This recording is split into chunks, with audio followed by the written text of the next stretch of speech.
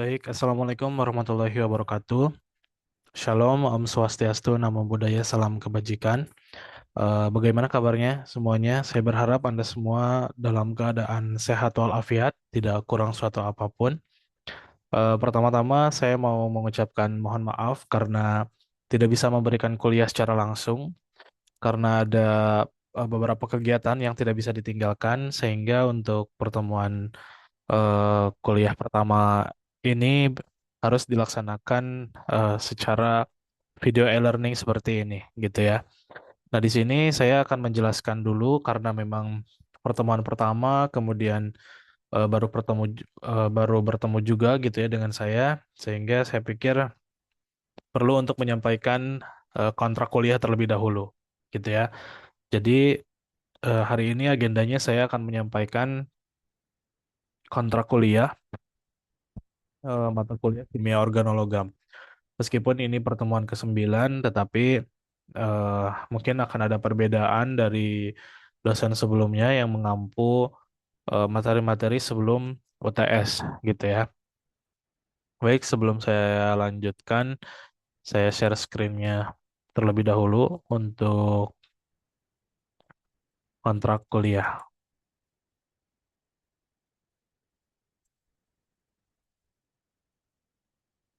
Baik, sebentar. Ya, di sini kontrak kuliah kimia organologam. Jadi tujuan dari disampaikannya kontrak kuliah ini tentunya saya berharap ketika nanti kita belajar gitu ya di eh, 8 pertemuan ke depan, Anda semua dapat mempunyai gambaran gitu ya, dapat mempunyai gambaran, pandangan dan juga pengetahuan terkait ini tuh sebetulnya mata kuliah apa saja yang akan kita pelajari. Kemudian tentunya dalam proses pelaksanaan perkuliahannya pun metodenya seperti apa gitu ya. Karena satu dosen dengan dosen yang lain pastinya akan mempunyai metode yang berbeda gitu ya dari segi pengajar maupun juga dari segi apa namanya teknik-teknik assessment misalkan seperti itu ya. Jadi nanti eh, harus dipahami seperti apa kontrak kuliah dengan saya gitu ya.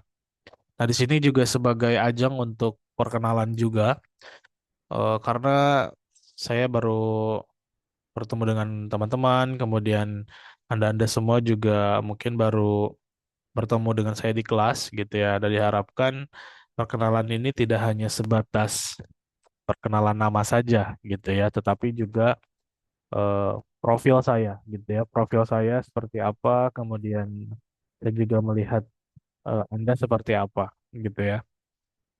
Tentunya terkait dengan bidang keahlian.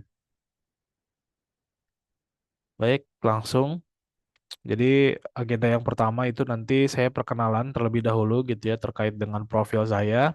Kemudian kita akan masuk ke materi apa saja yang akan kita bahas. Kemudian metode belajarnya kita akan seperti apa. Kemudian teknik asesmennya seperti apa. Dan mata kuliah ini sebetulnya akan membahas apa aja gitu ya. Karakter dari mata kuliah ini tuh apa aja atau seperti apa. Baik, saya mulai dari nama gitu ya. Di sini nama saya Rian Munandar. Kalau misalkan kalian lihat, ini lengkapnya adalah Rian Munandar SSI MSI, di mana saya mendapatkan gelar sarjana sains, ya, sarjana sains. Kemudian saya juga mendapatkan gelar magister sains, ya. Jadi gelar S1 dan S2 saya sama dari sains. Atau misalkan kalian pernah mendengar istilah linear gitu ya.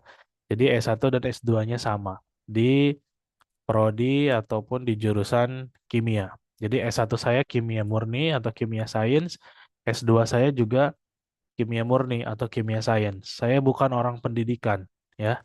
Saya bukan orang teknik, tapi saya orang sains ya. Kan mungkin teman-teman di sini banyak yang pernah melihat ada yang S1-nya SPD ya gitu ya. Kemudian S2-nya baru MSI gitu. Atau misalkan justru SPD S2-nya juga MPD. Nah, berarti dia orang pendidikan ya. Nanti harus dibedakan eh apa dosen-dosen yang mempunyai gelar SPD, mempunyai gelar ST, mempunyai gelar SSI gitu. Itu karakternya seperti apa? Ya, bukan semata-mata melihat gelarnya gitu ya, tetapi gelar tersebut merefleksikan atau mengilustrasikan bidang keahlian dosen tersebut gitu ya. Ketika misalkan di sana ST ya berarti dia sarjana teknik gitu ya. Ketika dia MSI misalkan berarti dia sains. Jangan bertanya hal-hal yang teknis gitu ya. Atau misalkan dia eh, MPD gitu ya. Berarti dia ilmu kependidikannya lebih paham ya, bukan lebih paham, maksudnya mempelajarinya lebih dalam seperti itu ya. Jadi tujuan kalian mempelajari gelar gitu ya supaya tahu profil dari dosen-dosen tersebut gitu ya. Namun tentunya bukan berarti karena perbedaan gelar akhirnya menjadi perbedaan yang signifikan gitu ya. Itu tidak juga gitu ya. Kami meskipun orang sains tapi karena memang berprofesi sebagai dosen gitu ya. Tentunya kemampuan pedagogik, mengajar dan segala macam juga harus baik gitu ya. Begitupun yang SPD, meskipun mungkin banyak belajar pendidikan, tapi ketika di laboratorium dia juga harus harus mampu menyesuaikan gitu ya. Kalau misalkan memang sekarang ngajarnya di kimia sains seperti itu. Baik, saya lanjutkan. Tempat tanggal lahir, saya lahir di Kota Sukabumi, Jawa Barat ya. Jawa Barat, Provinsi Jawa Barat pada tanggal 4 Maret 96 ya. Jadi hari ini saya 30 tahun ya.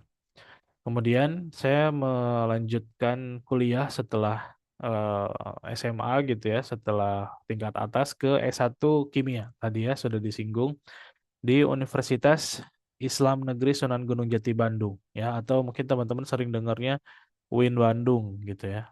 Nah, jadi saya orang Bandung ya S1-nya. Kemudian saya lulus dengan IPK 3,72 ya, dengan predikat cum laude. Alhamdulillah. Kemudian pada saat kuliah, saya juga merupakan asisten dosen ya di kimia anorganik, kimia fisik ya di lab. Dulu ketika saya menjadi asisten, karena mahasiswanya banyak gitu ya yang pengen jadi asisten, sehingga untuk menjadi asisten itu kita dites. Kalau di sini karena mahasiswanya sedikit, justru kita butuh asisten ya. Tapi kalau di tempat saya dulu, untuk menjadi seorang asisten itu kita ada seleksinya ya. Kita dites dulu, kemudian apa namanya, ada wawancara segala macam gitu ya. Jadi menjadi suatu asisten di lab pada saat itu menjadi suatu kebanggaan gitu ya. Tidak semua mahasiswa bisa menjadi asisten gitu ya. Kemudian eh ini anorganik itu di saya waktu semester 4 ya, waktu semester 4. Kemudian saya pernah juga sih sebetulnya di lab kimia analitik ya. Kemudian seringnya di kimia fisik ya, seringnya di kimia fisik. Kemudian saya juga aktif di organisasi ya, Himpunan Mahasiswa Sains Kimia ya, di himpunan di HMJ di Departemen Keilmuan dan Penelitian. Kemudian untuk judul skripsi saya ini bisa dibaca pengaruh suhu dan waktu dalam transformasi antar zeolit ya tanpa menggunakan pengarah struktur organik. Jadi skripsi saya ini ke bidang kimia anorganik ya. Kimia anorganik zat padat. Jadi kalau misalkan teman-teman mau bertanya tentang atau mau riset bareng gitu ya terkait dengan zeolit ataupun kimia anorganik zat padat itu bisa dengan saya ya. Karena S1 saya skripsinya terkait dengan kimia anorganik zat padat ya. Jadi ini juga profil yang perlu kalian tahu dari masing-masing dosennya gitu ya. Kemudian setelah dari S1 saya melanjutkan S2 di jurusan yang sama gitu ya di kimia di Universitas Diponegoro Semarang ya. Jadi dari Jawa Barat ya, dari Bandung saya pindah ke Jawa Tengah, ya, pindah provinsi ke Semarang. Saya lulus dengan IPK 4 ya, udah tidak bisa naik lagi, sudah tidak bisa naik lagi maksimal ya dengan predikat cum laude dan juga lulusan terbaik pada saat itu ya. Kemudian saya juga eh, asisten riset gitu ya. Nah, namun di sini ada perbedaan ya. Nah, di sini saya di lab organik kalau S2 ya. Jadi pada saat masuk S2 itu ditawari mau tetap di Anor gitu ya atau mau mau pindah ke organik ya karena saya orangnya senang coba-coba dan juga eksplorasi akhirnya ya sudah kita coba di organik akhirnya eh, saya di S2-nya di organik ya. Eh, Sebetulnya bukan organik saja sih, tapi multidisiplin ya. Bisa dilihat dari judul tesis. Tesis itu tugas akhir S2 ya. Kalau S1 kan skripsi, kalau S2 tesis, kalau S3 disertasi ya. Teman-teman bisa melihat judul tesis saya, formulasi liposomal kombinasi fraksi aktif kulit manggis, pegagan, dan aktivitasnya sebagai imunosupresan ya. Di sini ada formulasi ya. Formulasi sebetulnya itu dekatnya ke farmasi ya. Kemudian liposomal ya, ini juga farmasi. Kombinasi fraksi aktif kulit manggis dan pegagan. Kimia bahan alam ya. Kimia organik bahan alam. Dan aktivitasnya sebagai imunosupresan. Ini ke biomedik ya. Biomedik atau biokimia medik ya. Jadi sebetulnya riset S2 saya itu multidisiplin ya. Dan ini di liposomal ya, tadi farmasi tapi dikarakterisasinya pakai parameter-parameter kimia fisik ya seperti zeta potensial, kemudian apalagi ukuran partikel gitu ya. Pokoknya ini parameter-parameter kimia fisik. Jadi di S2 saya meskipun organik tapi sebetulnya saya paham juga di bagian biokimia medik gitu ya. Saya juga eh, melakukan ekstraksi, fraksinasi ya di kimia bahan alam. Jadi selain di anorganik, saya juga paham organik gitu ya. Saya juga paham biokimia. Jadi teman-teman bisa berdiskusi tidak hanya anorganik saja atau organik saja, tapi kalau perlu apa namanya pandangan, penguatan atau apapun di bidang biokimia, saya juga melakukan itu gitu ya risetnya. Kemudian ini email ya. Barangkali kalian mau kirim email ke saya boleh. Ini nomor saya, ini profil LinkedIn saya ya. Jadi portofolio segala macam saya simpan di LinkedIn. Silahkan bisa diakses. Mungkin itu saja untuk perkenalan dengan saya ya. Saya berharap bisa berkenalan dengan kalian nanti di pertemuan keberapa mungkin secara langsung. Oke, sebelum ke kuliah mungkin ini ada beberapa publikasi saya ya. Ini dulu saya pas S2 ya, yang nomor satu ini. Kemudian nomor dua juga. Kalau ini sih setelah di Unipa ya kemarin, 3 dan 4. Jadi teman-teman kalau misalkan mau melihat profil dari dosen gitu ya, penelitiannya tentang apa aja, ini kalian besok nih mau riset nih, semester akhir, pengen melihat Faalfons misalkan ke arah mana, buka Google Scholar-nya ya. Atau mau melihat Pak Bimo arahnya kemana, itu buka Google Scholar beliau ya. Nanti bisa dilihat arah-arah penelitiannya kemana gitu ya. Buka Google Scholar-nya. Kemudian buku saya juga sudah publikasikan buku ya di Sukses Publikasi Ilmiah. Besok kalau kalian sudah punya skripsi, bingung mau diapakan gitu ya, jangan sampai skripsinya hanya mejeng di perpustakaan atau di lemari kalian, tapi buatlah jadi buku gitu ya. Saya juga sudah menerbitkan ya Sukses Publikasi Ilmiah ya. Jadi dulu ceritanya kenapa saya membuat ini ya buku Sukses Publikasi Ilmiah. Karena di S2 itu harus publikasi dan saya tidak tahu harus memulai dari mana ya.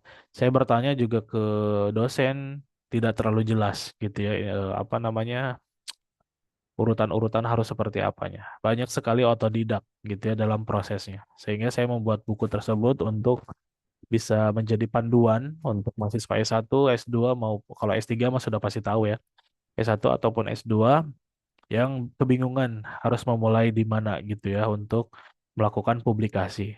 Nah, jadi saya menyusun eh, buku ini gitu ya. Ini portofolio saya ya, ada Orchid bisa dicek.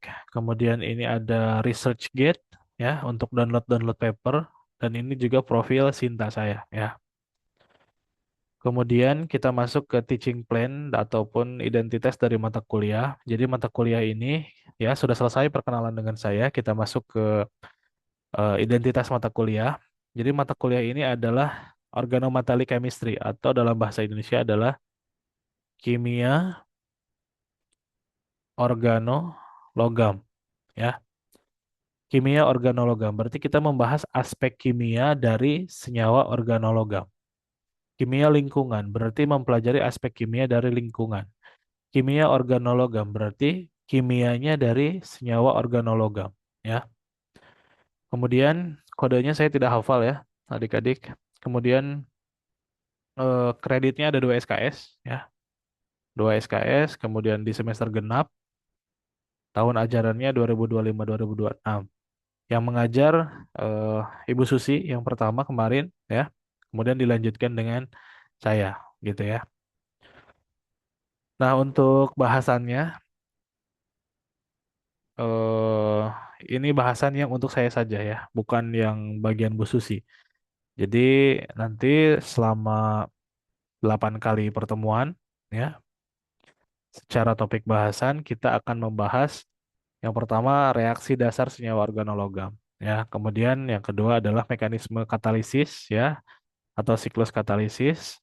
Kemudian yang ketiga ada aplikasi senyawa organologam dalam sintesis senyawa organik dan yang keempat adalah green chemistry dari kimia organologam ya. Nanti bisa dilihat poin-poinnya apa saja gitu ya. Ada substitusi ligan, pokoknya terkait dengan reaksi ya, terkait dengan reaksi-reaksi.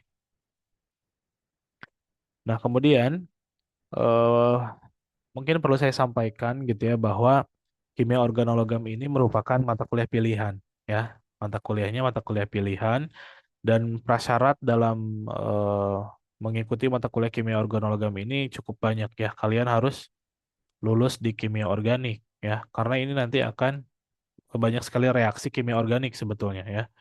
Kemudian kalian juga harus lulus kimia anorganik karena jelas di sini ada logam ya. Logam kaitannya dengan senyawa anorganik. Kemudian kalian juga harus lulus kimia koordinasi ya. Karena senyawa organologam itu adalah senyawa kompleks ya. Kalian harus paham terkait dengan kimia koordinasi. Terus mungkin kalian harus paham juga terkait dengan kimia katalisis ya. Makanya sebetulnya kuliah ini cukup berat ya untuk di S1. Untuk di S1 ini cukup berat. Biasanya di S2 pun sebetulnya ada yang dikasih, ada yang enggak. Ini sebetulnya topik khusus. Tapi di Unipa ini dibuka gitu ya mata kuliahnya. Dan ketika saya tanya ternyata mahasiswa Unipa setiap tahun banyak yang mengambil kimia organologam ini gitu ya. Saya tidak paham apakah memang pasiennya di situ gitu ya ingin mempelajari kimia organologam atau memang ikut-ikutan teman gitu. Ikut-ikut teman masuk di kimia organologam akhirnya saya juga ikut gitu ya. Kalau nggak salah kemarin mata kuliah pilihan itu ada banyak ya di semester ini. Maksudnya di semester genap. Tapi semuanya mengambil ini. Nggak ada yang mengambil chemometry ya. Atau nggak ada yang ngambil apa gitu yang lain. Ya saya berharap adalah bahwa kalian harusnya gitu ya cari tahu dulu mata kuliah itu apa. Ya cari tahu dulu tuh bukan bukan hanya dosennya ataupun eh, susah atau enggaknya, tetapi mendukung kalian atau tidak. Ya mata kuliah pilihan itu disediakan, diadakan itu untuk menunjang pengetahuan kalian, pengetahuan dan juga nanti riset kalian sebetulnya. Ya ketika misal suatu riset kalian tidak ada hubungan dengan kimia organologam ya tidak usah diambil kimia organologamnya gitu ya. Kalau misalkan nanti risetnya sudah tahu mau A, kimia lingkungan misalkan, ya sudah berarti sesuatu yang berhubungan dengan lingkungan saja. Ketika misal risetnya nanti mau ke biokimia, ya berarti ambil yang berbau-bau biokimia gitu ya. Nanti eh, menunjang. Memang sebetulnya tidak ada yang tidak bermanfaat gitu ya. Semua ilmu bermanfaat. Namun akan lebih bermanfaat ketika memang itu relevan dengan apa yang kalian butuhkan sekali gitu ya. Karena nanti kaitannya dengan tugas akhir, dengan skripsi gitu ya. Ketika tugas akhirnya biokimia dan mata kuliah pilihannya juga kalian arahkan ke biokimia, tentunya itu nanti akan mempermudah kalian gitu ya dalam proses belajar gitu ya, pembahasan hasil maupun mencari referensi gitu ya. Nah, tapi karena sudah mengambil kimia organologam ya sudah dipelajari saja gitu ya. Namun meskipun tadi saya bilang kalian harus lulus semua mata kuliah ini gitu ya, dan ini merupakan mata kuliah yang kompleks, tapi untuk di S1 tidak akan dibahas secara lebih dalam ya adik-adik. Nanti kalau misalkan saya lihat RPS-nya memang tuntutannya tidak begitu berat gitu ya. Kalau kalian pernah baca yang ada yang namanya taksonomi Bloom gitu ya, atau level kognitif. Nah, di sini kalian hanya di level C2 saja ya, di level menjelaskan saja. Jadi kalian tidak dituntut untuk menganalisis, kalian tidak dituntut untuk mengevaluasi, kalian tidak dituntut untuk menciptakan suatu apa, kebanyakan hanya di C2, di menjelaskan. Jadi ketika teman-teman sudah bisa menjelaskan, misalkan ini eliminasi reduktif itu adalah bla bla bla bla bla, contohnya bla bla bla, hanya menjelaskan saja itu sudah bagus gitu ya, sudah tercapai indikatornya. Seperti itu. Ya. Jadi ini pokok bahasannya akan kita bahas selama 8 kali pertemuan. Tentunya nanti metode pembelajarannya juga akan divariasikan ya. Oke, kita masuk ke metode pembelajaran ya. Teman-teman, metode pembelajarannya saya mengacu ke Permendikti Saintek nomor 52 tahun 2025, di mana di Permendikti ini core-nya adalah student center ya. Jadi ada teacher center, ada student center. Kalau misalkan dari awal sampai akhir dosen yang ngomong gitu ya, menjelaskan itu namanya teacher center. Dan sekarang di kurikulum yang baru itu sudah banyak ditinggalkan. Jadi metode-metode ceramah gitu ya, yang dosen ngomong dari awal sampai akhir, tidak ada diskusi ataupun eh, tidak melibatkan banyak mahasiswa itu sudah tidak ada ya di kurikulum yang baru, yang OB gitu ya, outcome based education itu sudah student center ya. Itu sudah student center. Di mana student center itu berarti mahasiswa yang harus lebih aktif, mahasiswa yang harus didorong untuk mendapatkan ataupun mengalami proses berpikir yang sangat dalam gitu ya. Dosen hanya mengarahkan, kemudian mahasiswa yang harus lebih aktif, mahasiswa yang harus lebih berpikir kritis, memecahkan masalah. Jadi ketika misalkan ada dosen yang eh, kok presentasi terus gitu ya. Ya memang kurikulumnya seperti itu ya. Adik-adik perlu dipahami bahwa itu bukan dosennya yang malas ya. Itu bukan dosennya yang malas ataupun bukan apa istilahnya supaya supaya cepat kuliahnya tidak ya. Tapi memang kurikulumnya seperti itu ya. OB kemudian student center itu memang memaksa kalian ya, memaksa kalian sebagai mahasiswa yang harus lebih aktif ya. Tidak harus sempurna ya, tidak harus sempurna, tetapi sedikit-sedikit eh, diasah kemampuannya untuk bisa lebih mandiri gitu ya, bisa lebih explore gitu ya, bisa lebih kritis gitu ya, analisis. Kalau misalkan setiap mata kuliah itu diberi pengetahuan saja gitu ya oleh dosen, itu kemampuannya hanya di level mendengar saja. Dan bahkan ada mahasiswa yang mendengar saja sudah malas gitu ya, sudah tidak masuk gitu. Nah, makanya dengan pendekatan student center ini kalian yang harus mandiri nanti diharapkan ya outcomes-nya kalian menjadi seseorang yang mandiri gitu, bisa berpikir kritis, memecahkan masalah gitu ya.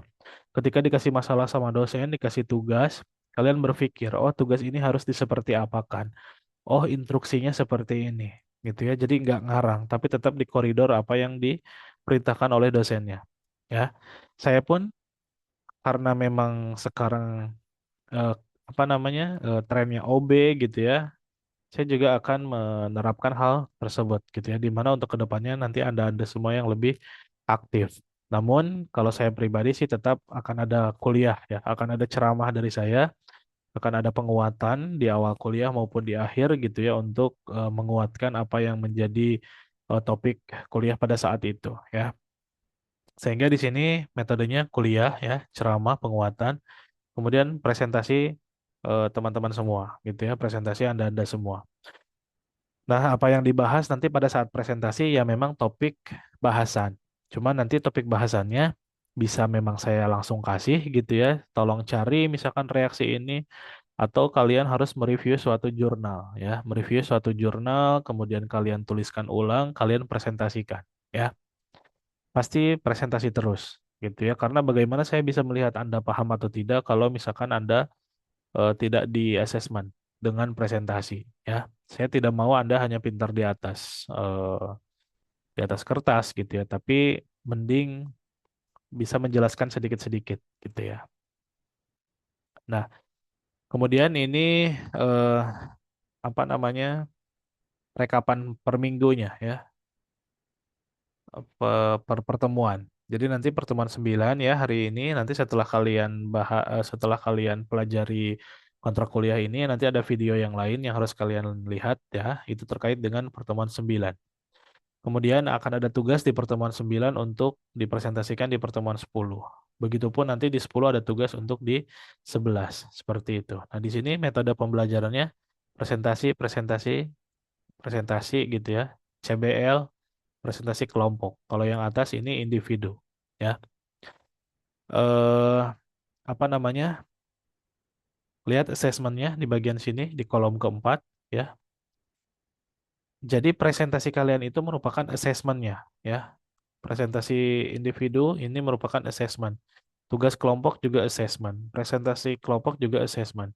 Jadi di mata kuliah saya tidak ada UAS, ya, tidak ada UAS, tidak ada tugas yang lain gitu ya. Tetapi saya akan menilai Anda dari presentasi, ya, dari presentasi individu maupun presentasi kelompok dan juga membuat tugas di pertemuan 16, di pertemuan 14. Pertemuan ke-8 atau pertemuan ke-16 itu perbaikan nilai saja. Kalau misalkan nilai kalian ada yang kurang, ya. Karena adik-adik semua, Anda-Anda semua perlu memahami bahwa di kurikulum OB itu tidak harus semuanya di assessment lewat UAS. Ya, misalkan 8 kali pertemuan nanti di UAS diujikan semuanya. Enggak, ya. Kita bisa menilai masing-masing pertemuan. Pertemuan 9 misalkan membahas tentang apa, itu kita bisa langsung kuis. Kita bisa langsung tugas misalkan. Jadi nilainya dari situ. Nah, kalau misalkan versi saya, nah ini setiap pertemuan saya akan nilainya di presentasi. Makanya Anda setiap kali presentasi itu harus all out ya, harus menampilkan performa yang sangat baik karena saya menilai dari situ ya. Jadi saya tidak akan ada UAS, saya tidak akan memberikan kuis, saya tidak akan memberikan tugas, langsung asesmennya bentuk presentasi gitu ya. Pada saat kalian presentasi. Kemudian ini kriteria penilaian ya. Jadi kalau misalkan di kurikulum OB itu dinilainya per sub CPMK ya. Jadi ada sub CPMK 3 itu nanti saya ambil bobotnya 5% ya. Sub CPMK 8 itu terkait dengan presentasi ya. Sub CPMK 8 itu ada di beberapa pertemuan sehingga bobotnya saya naikkan 15. Kemudian sub CPMK 5 10, sub CPMK 6 ada 15 dan kehadiran sebanyak 5%. Ini totalnya jadi 100% ya. Jadi nanti kalian dapat nilai 100 itu dari nilai sub CPMK, sub CPMK 8, sub CPMK 3, sub CPMK 5, dan sub CPMK 6 serta kehadiran ya. Jadi jangan jangan apa? Jangan tidak hadir, jangan alpa ya. Harus harus hadir terus karena nanti ada nilainya. Jadi saya tidak ada UAS ya. semua dinilainya per pertemuan. Karena memang itu adalah prinsip dari kurikulum OB. Mungkin belum semua dosen menerapkan ini, tapi kalau saya sudah ya. Ini asesmen dari Unipa ya kriterianya. Jadi kalau A itu harus di atas 80. Tapi ini biasanya nanti dengan tim teaching ya, dengan Ibu Susi diskusinya. Oke, itu tadi terkait dengan perkuliahan. Sekarang saya masuk ke aturan ya. Aturan yang pertama tidak boleh pakai kaos oblong atau sendal jepit ke perkuliahan. HP dinonaktifkan selama kuliah ya. Kalau misalkan mau cek HP, ada telepon, ada WA boleh sesekali. Tapi jangan main HP terus ya. Tidak boleh terlambat ya, tidak boleh terlambat. Sama jangan ngobrol. Ya, saya paling tidak suka kalau ada mahasiswa yang ngobrol di kelas ya. Keluar aja. Oke. Ini ada list tugas ya. Nanti Anda semua bisa cek list-list tugas pertemuannya seperti apa ya. Kemudian ini pustakanya ya yang bisa digunakan untuk buku ini. Silakan menggunakan AI juga. Saya tidak melarang untuk menggunakan AI, asal kalian paham saja ya. Kalian nugas pakai AI, it's okay ya. Asal kalian paham apa yang kalian lakukan. Ini eh, perjanjian kontrak kuliahnya ya. Baik, saya kira itu saja untuk kontrak kuliah. Kalian harus baca lagi, pelajari lagi kontrak kuliahnya seperti apa. Namun secara kesimpulan bahwa pertama saya tidak ada UAS gitu ya. Saya menilai dari tiap pertemuan. Itu prinsip dari OB. Kemudian karena memang saya menilai dari presentasi sehingga tugas-tugas presentasi harus Anda siapkan sebaik mungkin, sedetail mungkin dan juga 100% kalian harus mengerjakan tugasnya. Ada individu, ada kelompok gitu ya. Nanti dibaca setiap minggunya tugasnya seperti apa. Kemudian apalagi tadi eh, pokok-pokok bahasan gitu ya terkait dengan apa yang akan kita pelajari. Baik, saya kira itu saja untuk kontrak kuliah gitu ya. Semoga dapat dipahami. Setelah ini kalian harus mempelajari video yang kedua ya. Video yang kedua terkait pertemuan ke 9. Baik, saya akhiri. Wabillahi taufiq wal hidayah. Wassalamualaikum warahmatullahi wabarakatuh.